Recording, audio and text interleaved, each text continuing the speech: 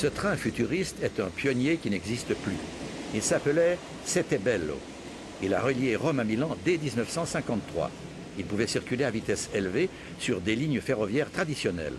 C'était à l'époque le train le plus luxueux d'Europe. Voiture panoramique, restaurant confortable, rien ne manquait pour se déplacer somptueusement sur rail en Italie.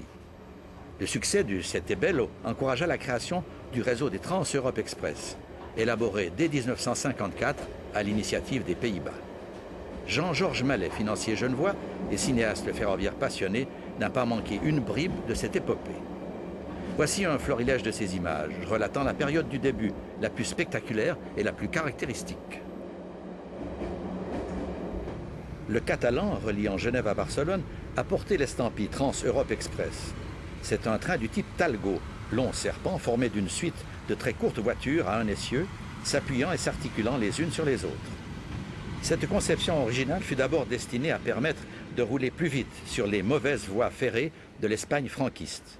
Puis on en développa des versions de luxe pour le trafic international, comme on le voit ici.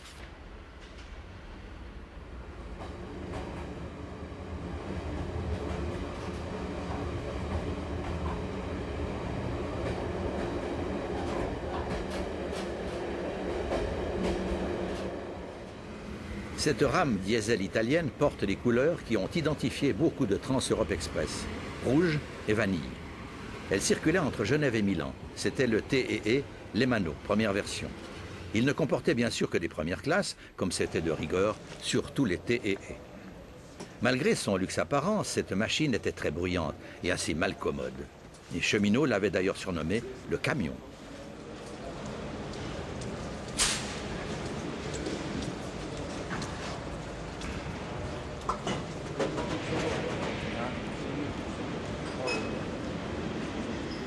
On a donc fait mieux et surtout on a conçu des trains tout spécialement pour les liaisons Trans-Europe Express en y introduisant des solutions techniques novatrices.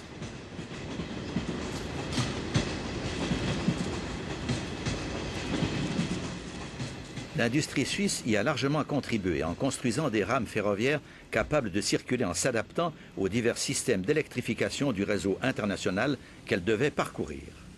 Ce furent les fameuses rames quadricourants, une grande première qui fascina les connaisseurs.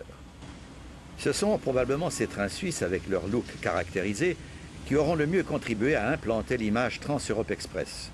Il faut reconnaître que c'est mérité.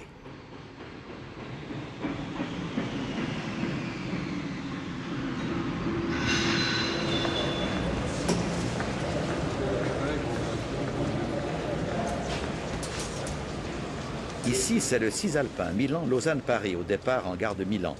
Ce train va parcourir un grand trajet. Ses passagers seront traités comme des rois.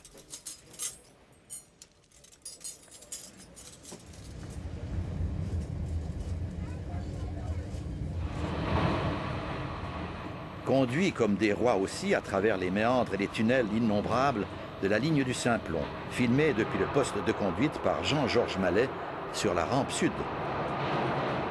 Et voici à la sortie nord du tunnel du Simplon le passage à Brigue qui va être traversé pour gagner la plus grande vitesse dans la plaine du Valais.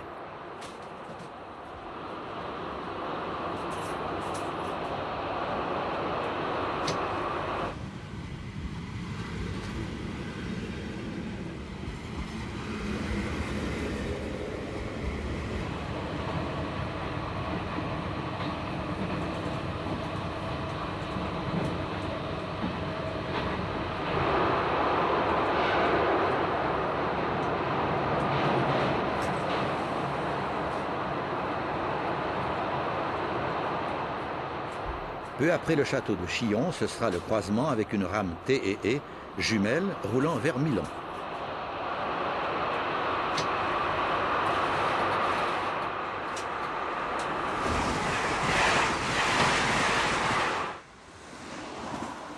Sur la ligne du Gotthard, c'est la même chose.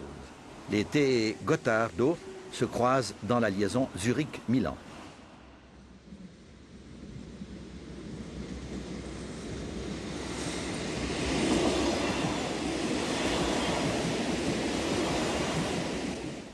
Mais qu'ils aient parcouru l'Europe d'ouest en est ou du nord au sud, ces trains magnifiques auront cependant une fin.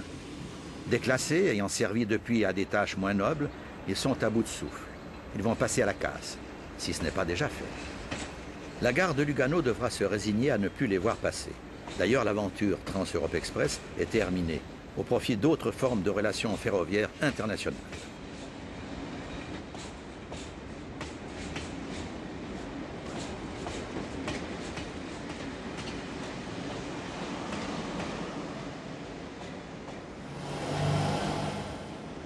Cet imposant TEE hollandais, tracté par son impressionnante locomotive diesel, fut lui aussi un emblème.